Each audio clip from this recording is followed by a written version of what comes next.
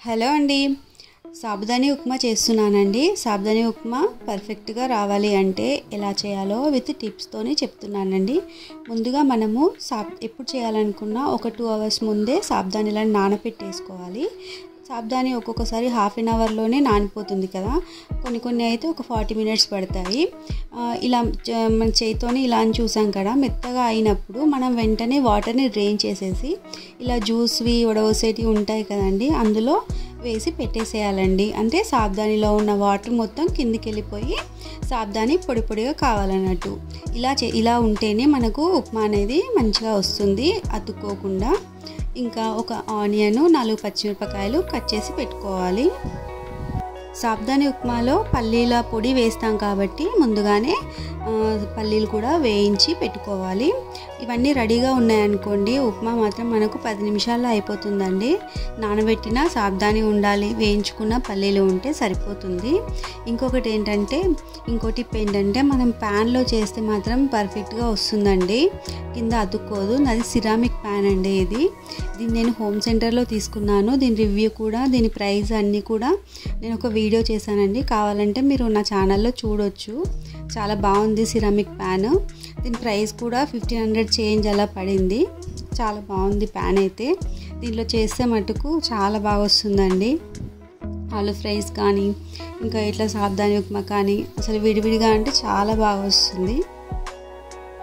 Stove పైన pan పెట్టి oil వేసి అందులోనే జీలకర్ర ఆవాలు వేసి అవి వేగిన తర్వాత ఆనియన్, పచ్చిమిర్చి వేసి ఇందులో తగినంత ఉప్పు వేసి వేయించుకోవాలండి.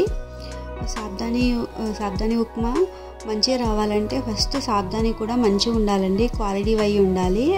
లేకపోతే అది తొందరగా మెత్తగా అయిపోయి మొత్తం వాటర్లో నానబెట్టినప్పుడే కొన్ని విచ్చుకుపోతూ ఉంటాయి. అలాంటి వాటితోని ఎలా చేసినా కూడా మంచిగా కాదు. మంచి కొంచెం క్వాలిటీ అయినా అయితే మాత్రం మంచిగా అవుతుందండి సాబుదాని. ఇంకా కరెక్ట్గా నాని ఉండాలి. ఇంకొక టిప్ ఏంటంటే, మనము గింజని ఇట్లా పట్టుకొని చూసామనుకోండి సాబుదానిని, అది మంచిగా మెత్తగా అయి ఉండాలి. లేదు ఇంకా పలుకులానే ఉంది అంటే కూడా సాబుదాని ఉప్మా అస్సలు మంచిగా కాదండి. అది కూడా మంచిగా నాని ఉండాలి.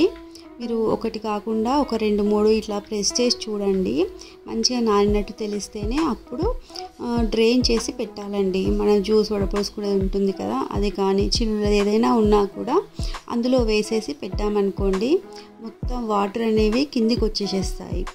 మనకు సాబుదాని ఆల్రెడీ నానిందే ఉంది కాబట్టి అది ఎండిపోదు. ఇంకా ఒక 1 అవర్ అలా 1 అవర్ కాదు 2 అవర్స్ అలానే ఉంచినా కూడా ఆల్రెడీ మనకు సాబుదాని నానిపోయి ఉంది కాబట్టి ఏం కాదండి.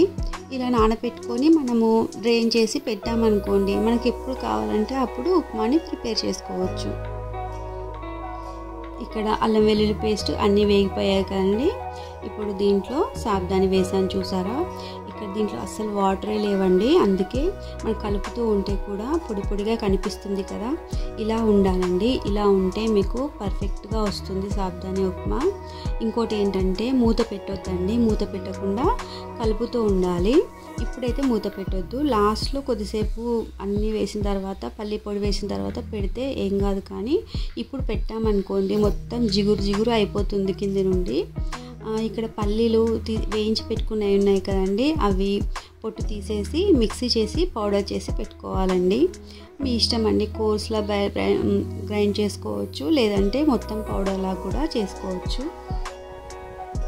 చూసారా, వేసిన తర్వాత ఒక 2 నిమిషాలు ఆగి మళ్ళీ కలుపుతున్నాను.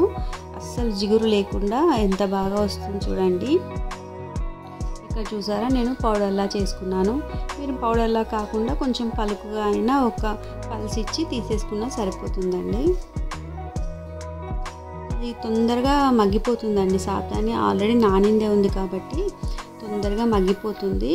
కొద్దిసేపు అలా మొత్తం మనకు ట్రాన్స్పరెంట్ కలర్లోకి వస్తుంది సాబుదాని గింజ అన్నప్పుడు మనము పౌడర్ వేసేసేయాలి. పల్లి పొడి వేసేసి మంచిగా కలిపేసుకోవాలండి.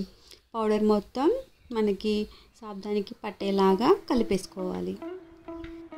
పల్లి పొడి మొత్తం సాబుదానికి పట్టేలాగా మంచిగా కలిపేసుకోవాలండి. కలిపేసుకున్న తర్వాత ఇప్పుడు ఒక 2 నిమిషాలు ప్యాన్ పైన మూత పెట్టేసుకోవచ్చు. ఎందుకంటే పల్లి పొడి అంతా మంచిగా సాబ్దానికి పట్టుకోవాలి కదా, అందుకే ఒక 2 నిమిషాలేనండి, ఎక్కువ కూడా అవసరం లేదు. ఒక 2 నిమిషాలు మూత పెట్టేస్తామనుకోండి ఇంకా రెడీ అయిపోయినట్టే. నేను డైలీ గుడ్ ప్రోడక్ట్ తీసుకున్నానండి, డైలీ గుడ్ వాళ్ళది సాబ్దాని. ఆన్లైన్లో జెప్టోలో పెట్టాను అనుకుంటా, చాలా బాగుందండి. మీరు కావాలంటే చూడండి ఒకసారి. చూసారా ఉప్మా ఎంత బాగా రెడీ అయిపోయింది చూడండి. గింజ సపరేట్గా అసలు చూస్తూనే ముత్యాల్లాగా అనిపిస్తున్నాయి కదా, తినాలనిపిస్తుంది కదా. మంచిగా ఉబ్బుతాయండి సాబ్దాని కూడా. చూడండి సైజ్ కూడా ఎంత పెద్దగా ఎంత మంచిగా ఉబ్బాయి చూడండి. చాలా టేస్టీగా ఉంటుందండి.